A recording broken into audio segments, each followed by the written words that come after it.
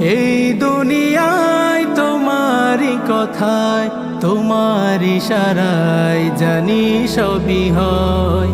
ও আল্লাহ মাশাআল্লাহ সুবহানাল্লাহ